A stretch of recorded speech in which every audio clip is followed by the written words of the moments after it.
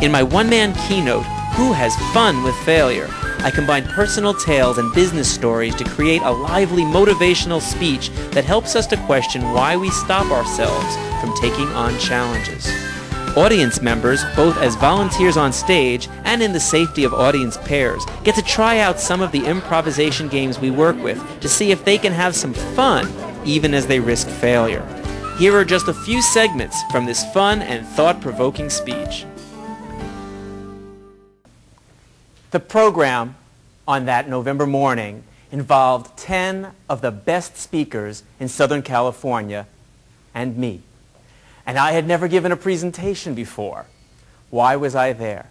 The woman in charge of the program knew that not only was I interested in becoming a speaker, but that I teach improvisation. And she had the great idea to bring me in at the beginning of the day to warm up the audience, to get them to play some games so they'd be a lively and alert audience for the rest of the day. A very clever idea. And for me, I was going to be introduced to people who were in the National Speakers Association, who potentially maybe could see me in my element. This was going to be great. I'm there. They've said my name to the crowd. I'm thrilled. I walk out onto the stage, and before I can say my first word, a voice comes up from behind me. It's the cameraman, and he says, loud enough for the whole room to hear, "Remember, everyone, keep your eyes forward at all times. Please, no talking amongst yourselves. And you, speaker guy, make sure you get them to laugh because I need to get that on tape." I said, "What?" He said, "What didn't you understand?" I said, no, you don't understand why I'm here. See, I'm going to lead them in improvisation games. I'm going to pair them up, have them play some games, then we're going to discuss the games. It's just a warm-up exercise. He says, "No, that won't work. Do something else." What do you do at a moment like that? I looked out at the crowd. They were horrified. Those were the professional speakers out there. No one had ever told them, throw away all your material and do a new presentation. But the new guy was on the spot. What do? Breaking down crying seemed like a good answer at the time, but I resisted. Simply excusing myself probably would have been acceptable, but it's still not the option I chose. I looked out at the crowd and I smiled, much warmer than I felt inside at that moment. And I said, "Well then, you're about to see improvisation at its best." Because I've just lost all the material I was going to use in the next 10 minutes. So this is what I'm going to do instead. I'm going to tell you some of the funny and tragic things that have happened to me along the way in teaching and performing improvisation in theater and with businesses. It's because in that moment I recognized there was an opportunity here. I was the underdog and I had a chance to be a hero if I could pull it out. I recognized that if we don't strive for moments of greatness sometimes, accepting the failures that are bound to come with it, when will we achieve moments of brilliance?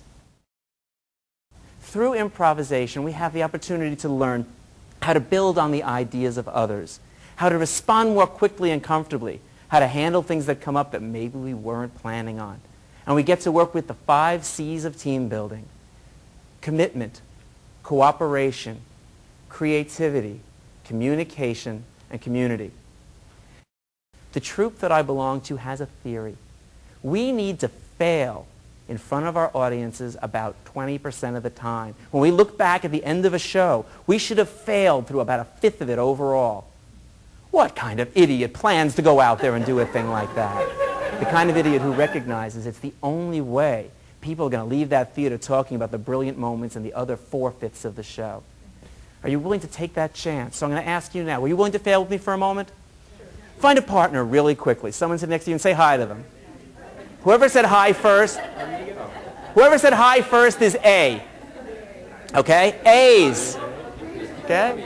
Listen up. A's, you are a parent. B's, you are the child coming home with a report card. Try to have a conversation without using the letter M in any of your words. You wouldn't say tomorrow. You wouldn't say mother. Count how many times you accidentally use the letter M while having this conversation. Go. The audience participation allows them to get even more from the experience. They'll laugh at their mistakes in these clever challenges. Just before playing this game, we had discussed whether we were willing to risk failure along the way in order to succeed in the long run. Let's see how this group did in avoiding words with the letter M in them. Okay, I'm going to stop here for a second. How many of you have made no mistakes so far? About half of you. Wow. Let me ask you this. Wait, let me ask you this now. Are you talking at that speed? Yeah. You're not listening to me. I said you got to make some mistakes, don't you? When I've taught this... This is just one of the games we introduce in this section. Let's take a look at another event where we had our volunteers try the exercise first. Step up there. So we're going to play a game now called Speaking in One Voice. And the goal of this game for you two is you two are going to try and speak in perfect unison. The problem is I'm not going to tell you in advance what to say, so that makes it a little trickier. And what I want you to do is answer the question, what are the three colors in the American flag? Red, white, and blue. What are, now this one's going to be a little slower, what are the three ingredients in a peanut butter and jelly sandwich? Peanut butter and jelly. And bread. Bread. Tuna. Salad.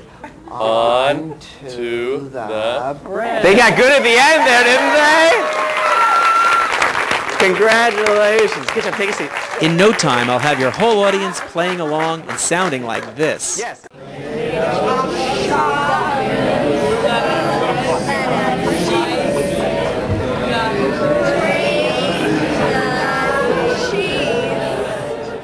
How expressive could your folks be in an ancient Chinese dialect?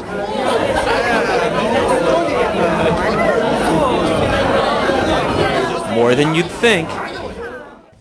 We've played a lot of games here today, but if we can apply these skills here today, we can apply them anywhere out there, right? But what have you got to lose except a little bit of failure? Because failure, we finally realized, is usually not nearly as bad as we make it out to be. Especially if you can keep smiling while you're doing it. And I thank you for your smiles and for being with me today. Goodbye. This combination of humorous tales, heartfelt moments, and audience involvement is always a hit. Call today to bring this excitement to your group.